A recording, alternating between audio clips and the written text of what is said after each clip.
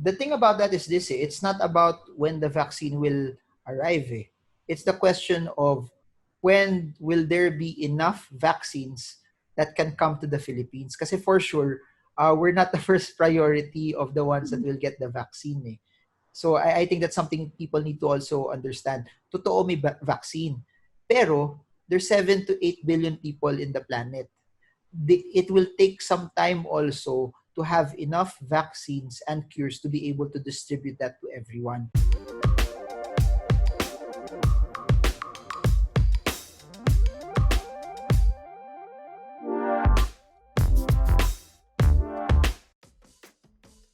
Hi everyone, we are in for a treat today, as what I've been mentioning also in the video series podcast. Aside from interviewing a lot of people, subject matter experts in their particular sphere, we are dedicating portions also to subscribers who have been sending questions. And we have Bea De La Torre with us in the podcast. And it's very, very interesting. Bea is a fresh grad, 21 years old. She had her first job at the start of the lockdown. So, because this is a subscriber portion, we're gonna do something very, very interesting where she will ask me questions on whatever is in her mind. So, before that, Bea, two things. Number one, why are you so interested on investing at a very, very young age? And second is, what was the feeling na kakastart mo pa lang magtrabaho, excited ka, tapos biglang the whole economy changed in front of your very eyes? Ever since college, I already knew about the stock market, but I didn't really pay attention to it. Nahayaan ko lang, niiwan ko lang. And then, during the start of the pandemic, that's when I saw the opportunity to grow my money. Because I started to earn my own money. And the pandemic is once in a lifetime. It's not going to happen. Sana, hopefully it's not going to happen anytime soon. So I really saw the potential to enter. Now that the prices are down, medyo off na ngayon. Now that the prices are down, nowhere to go but up. Before I let you answer the second question, I just want to say this also to a lot of people that are watching also. You mentioned something so interesting that this pandemic is once in a lifetime. Totoo, the pandemic is probably once in a lifetime. I don't know, it's hard to also say baka may mangyari also in the future. Pero crashes like this, drops like this, they are not once in a lifetime naman. Those were, ako naabutan ko lang yung 2008 crash. Pero those before me, meron pa yan, crash nung may dot-com bubble pa, meron pa 1997 Asian financial crashes. So, I just want to say this, if you are watching this right now, or you may be watching this in the future na medyo mataas na yung market, and then you will say, sayang, I had my opportunity, please remember, there will always be opportunities. And that's what I like about the stock market, that yung real estate market, especially in the Philippines, you barely see it dip massively. Kahit nung bumaba yung market ng March ng 50+%, yung real estate market was relatively stable. Sa stock market, you will always have a chance to, kung hindi mo siya napasukan earlier, there will always be a chance to come in at a later point in time. That's why if you've been watching the videos, what I always tell people is, aside from building the competence, one of the things that people need to get is patience. Kasi kung it's not worth buying at this point in time, you need to exercise patience also to wait. People my age, 21, entering the real world, there's a lot of anxiety, especially now we have a lot of time to think about the future. We have a lot of time to, think about life. It's really scary for a lot of us. Me personally, I just try to take it day by day and do what I can. But of course, there are days na talaga get scary. What % of my salary should be invested? And is it okay to invest aggressively in the stock market, as in half of what I'm earning monthly, since I don't have much bills to pay yet? If you're not obliged to give, and then you're not a breadwinner, and then wala ka masyadong gastos ngayon, I'll invest everything. As in, I will know how much yung kailangan ko to survive. So if you say you live off 10%, 20%, I'll invest the whole 80%. Pero, provided also that I will also put a level of cash first. I will try to save up a level of cash na pag nakuha ko tong cash na to, comfortable na ako, then everything else I will invest. So, I'm saying invest everything under the context that meron ka na napundar na cash. If you don't have cash yet, when I say cash, this amount of cash is an amount that comfortable ka na rin that kung may certain emergencies, kung may mga certain bagay na kailangan mo paggastusan, para hindi ka rin naman maging pabigat sa parents mo, you have that cash level. I'm saying this cash level is on top of yung pumapasok ka. So for example, you make 30,000 pesos, say you gastos mo lang doon 5,000. Yung 5,000 na yun, I'll remove that kagad. That's what I will use for my expenses. Then I say, comfortable na ako sa 50,000 na cash or comfortable na ako sa 100,000 na cash. I will pile that up first. I'll put that cash first. Then everything on top of that, I will invest already. There's always a context that na kailangan mo pa rin level ng cash before you go on the offensive. Kasi for me, investing is in the offensive. You've covered your bases. Pero you did a very, very smart move eh. Ako, as much as you can, live with your parents until kaya, until hindi ka pa nila kinikick out, until libre pa yung pagkain mo, stay there, and then everything you invested. Kasi I'll tell you this, from someone who's already married, living on his own, may ibang responsibilities, once you start to step out and do something na you're on your own already, hindi mo na magagawa yung ginagawa mo ngayon eh. So, as much as you can, when you have little, I guess, responsibilities, everything should be either cash or everything should be invested. Yeah. And you already doing it right, hindi ka masyado bumibit, you're not spending on luho as of this time. Kasi when I was starting out, naalala ko, majority of the people na kasabayan ko, unang dating na sweldo, they nag-enjoy eh. They bought the stuff that they wanted eh. Pero ako, everything that I got, I invested it. And then I started businesses. Then I spent very, very little. I also watched somewhere that yung parang at a certain age, you have to invest aggressively and then more at a medial rate and then more conservative towards your later years. Hindi naman, you invest based on your goals. Meaning, kung nakuha mo na yung goal mo ng 25, then there's no point also investing aggressively kung hindi mo na kailangan. So, in principle, it looks like, nga no, habang bata ako, I'll invest aggressively. Pero kung nakuha mo naman yung goal mo at an early age, why would you subject yourself to an additional amount of risk also? I'll give you an example. Pag yung pera mo, for example, less than 1 million, okay lang yan, aggressive ako. What if 50 million na yung pera mo at 28 years old? I don't think you will be aggressive with 50 million even if you're 28 years old. That's what I'm saying. So, what's very, very important to people watching this is, bago kayo mag-invest, unahin nyo na muna yung goals nyo. Ano yung reason bakit ka nag-i-invest? And a lot of people will always say that mag-i-invest ako dahil gusto ko maging mayaman. That's not a goal eh. A goal is something that you put a number towards it. You need to put a number. Ano yung kailangan ko? Magkano yung kailangan ko? How much do I want to receive a month? Or what's an amount that I would want to get? If you get that amount at 30, if you get that amount at 38, then it's still okay to put a certain portion na medyo may growth, medyo may risk. Pero why would you want to risk everything kung pwede mo nang enjoyin yung pera mo 30 years old? Something like that. Now that we see that the economy is slowly reviving or the DTI requirements are more lenient now, what do you think will be the direction of the stock market?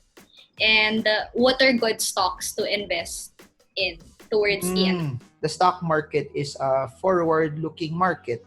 And if you followed the previous videos, I made a video, dami video na nung June, when they opened up the economy, from ECQ to GCQ, umakyat yun, end of May, start of June, the market started to go up. Then at a certain point also nung August, bumaba yung market. So it's relatively forward-looking, and a lot of people are saying one of the reasons why, by the way, we are recording this, it's October 21. One of the reasons why the market have gone up in this week is people have been looking at, because they're starting to open things up. Hotels are already okay to operate at 100% capacity. So it's forward-looking. Before it even happens, the market is already anticipating na meron mangyayari, or at least may positive na mangyayari. It does not mean kasi na it will directly affect the business. What do I mean by that?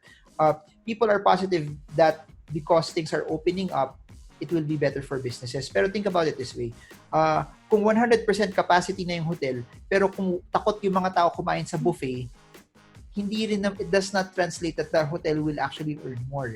I hope you get the logic of that. Or they open up Boracay, if people are still scared to sit with somebody, mas delikado, but to sit with somebody sa aeroplano, if people are not comfortable to do that, kahit mura yung airfare, kahit open na yung Boracay, it still won't be at that level. I have a friend right now who's in Boracay. Sabi niya, there's no one there. Sa hotel where he is in, he's the only tourist that's there right now. So yung food niya for lunch and dinner, kailangan niya magpabili dun sa hotel staff sa palengke tapos lulutuin just for him because there's no one in the hotel. So what will do well right now are still the same ones that have done well in March, which are that telcos will do well because ayun, instead of us talking in wherever, we're doing this online. So that means Globe, PLDT, Converge maybe, or Dito maybe will still benefit from it. And ganun din, in the same way, you already said it eh. Nasa bahay ka, hindi ka bumibili ng damit, hindi ka kumakain sa labas. That already means that yung pinabibili mo dapat to buy shoes, it's not in the equation anymore. Kasi why will you buy, there's no point buying a lot of expensive shoes right now if no one sees it in the camera or you're not even going out. So, spending is still there, pero it's shifting towards things that will make people comfortable in this new normal. So I don't think that will change. So anything electronic, gadgets, anything that can be connected to the internet, anything that will allow people to be more comfortable at home, I think that's where the money will be. I don't think it will still, I think tourism, totoo, it will open up already.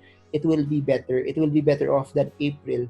Pero it will be very, very far from 2019 levels. People need to remember is kailangan bumalik yung psychology ng tao na they're okay already to go out. Because if that does not come back yet, it will be hard for other industries to somehow do better still. And even if may vaccine, I think I'm gonna do all of my meetings via Zoom. Kasi I don't have to travel anymore eh. You don't have to, there's so much time that you will save when you can do it like this. Isipin mo before, I live in BGC. Most of my meetings are still here. Hindi na ako yung lumalabas. People come here. Pero I can only do X number of meetings a day. But because everything is in Zoom right now, I get to do 2, 3, 4 times more than what I was doing. So that means from a business standpoint, my productivity levels are higher. So I think that's what people need to watch out for. Ano yung mga stocks that dun papunta yung pera up until now. Kasi totoo that as Christmas is approaching also, there will be more spending geared toward Christmas. Pero August 21, 2020, I think that's still an unknown eh. We don't know. Sinabi rin naman ng government, there will be no Christmas parties in December. So automatic kung catering company ka, hotel ka, you won't earn also that much. So yun lang. I still maintain that essentials, things that will protect people, things that will make people safe, things that are connected to the internet, those will do very, very well. And anything that are connected to mass gatherings, anything that's connected still to mass tourism na kailangan mo makipag-halubilo to do it won't do so well. There are a lot of companies that, as what you've mentioned kanina, they've been cheap and hindi naman sila naging pangit dahil pangit yung pamamalakad nila. It's just that talaga natamaan sila ng pandemic. So meaning, those large conglomerates, those large banks, and those property development companies, when this virus is over, I think they will do very, very well. So if you are a person that is believing that 2-3 years from now, when this virus is over, those that went down, not because pangit yung negosyo nila, but because this was a one-time event, then if they are willing to wait, they can buy those companies as well. Whatever was performing well in terms of stocks and since March, do you think that it's going to continue? People need to differentiate that the stock price and the company, over the long term, they follow each other. But over the short term, they don't really follow each other. There are times also that the market moves up faster than what it's supposed to be, than what the company is supposed to be. And there are times also that the stock drops massively faster than what it's supposed to be also. So what I'm saying is, if you are just following who are the ones that may possibly still earn money, yun yung mga companies na yun. For example, looking at the gas stations, at least the ones that may mga gas station dito, Petrol Shell, Caltex, Phoenix. Yung listed doon ay Phoenix, Shell, and Petron. It's hard to think that they will get a lot of money kung hindi nagda-drive lahat ng tao. It's hard to also think that consumption of gas will be large if a lot of the businesses are not still operating at full capacity. What do you think will be the trend for 2021? And this is your own opinion lang. When do you think a vaccine will be announced? The thing about that is this, it's not about when the vaccine will arrive. It's the question of when will there be enough vaccines that can come to the Philippines. Kasi for sure, we're not the first priority of the ones that will get the vaccine. So I think that's something people need to also understand. Totoo may vaccine. Pero there's 7 to 8 billion people in the planet. It will take some time also to have enough vaccines and cures to be able to distribute that to everyone. For sure, the US will get a lot of that, and there's 300 million there. They have a 300 million population, and then there will be other developed markets also. Now, for sure, they will get a larger application. One of the reasons being also is majority of the research kung saan nanggagaling and galing din sa bansa nila. So there's a big chance that sila yung mauuna. I'm not saying wala mapupunta sa atin, but should the vaccine come mid next year, late next year, it will still take some time before it will reach the Philippines. So what I'm saying is, what we're seeing right now, ito pa rin yung pagdadaanan natin next year. I'm not saying that hindi lalabas yung mga tao, but what I'm saying is, people will still be careful. People will still be wearing face masks. People will still be wearing face shields. So I think even also if the vaccine will be there, as long as people are still not comfortable in the way, kunyari, bata ka, 7 years old ka, namulat ka na, nakamask ka na, sanay ka na mag-mask. For 2 years of your life, you were doing it. I think up until the point na masanay ka na hindi ka mag-mask, you will still wear a mask and people will be more comfortable. So, but I believe also that looking at it, yung GDP kasi, it's based on, may mga base yan. Since mababa yung base natin ngayon kasi nag-contract the economy, for sure next year, the GDP will be better than this year. It will jump, assuming walang masamang mangyari. The worst that will, and I've said this in so many videos already, the worst that we will ever be is April 2020 from an economic perspective kasi sarado 90% of the economy. That's the worst that we will ever be. If we don't shut down the economy by next year, for sure, the economy will be much, much better for 2021 from a GDP perspective, from a growth perspective than what we are experiencing right now. Ganun din yung mga listed companies. Kasi isipin mo to, April 2020, kahit gusto mo mag-Jollibee, hindi ka makapunta sa Jollibee Next year, because there's a lot of measures already in place, kung gusto mo mag-Jollibee, although naka-face shield ka, naka-mask ka, but you already have access to be able to do it. And here's the thing, a lot of those companies have already started to pivot that meron na sila mga online e-commerce platforms. That's why if you want to spend on them, sometimes you don't have to physically go there to be able to spend because the e-commerce platforms are there. I believe e-commerce, the internet, will scale even more in the Philippines. Fintech will scale even more in the Philippines. Online cashless transactions will scale even more. Streaming will scale even more. E-commerce will be even bigger and better. Kasi think about it. Dati, pupunta ka sa kamag-anak mo kasi may gusto kang ibigay. Ngayon, na-realize mo, 80 pesos lang, pwede mo na i-grab. Hindi ka pa matatraffic, hindi ka pa mapapagod. Hindi ka grab mo na lang. There are some things that we realize as part of the new normal that's more convenient. And the amount of time that you save because of it, I think that will be carried over even after this. Kahit may gamot na tayo sa pandemic. Some of my friends who are working na nag-announce na yung companies nila na forever na silang work from home. Since work from home yung mga tao, there will be a lot of companies that will save a lot of money kasi they don't have to rent office space anymore. So things like that, and I think it will affect also property prices. And I think one of the guests in the podcast, si Wilson Flores, and then di lang siya, a lot of people have said it also, and it's an observation naman. People will still go to malls, but the reason why they will go to malls is there are certain things in the malls that they can experience that they cannot do at home. But essentially, it won't just be anymore just for shopping. And I think that will be the pivot for SM Prime, that will be the pivot for Ayala, that will be the pivot also for Megaward. For example, people will go to Venice Piazza because they want to see parang Venice type of mall, something like that. People will go to SM Aura because meron sky deck fifth floor that they can see this and that. Or some people will also go to this place kasi andun yung favorite nila na kainan or andun yung favorite nila na Korean barbecue place. So I think that will be the pivot for those malls experiences.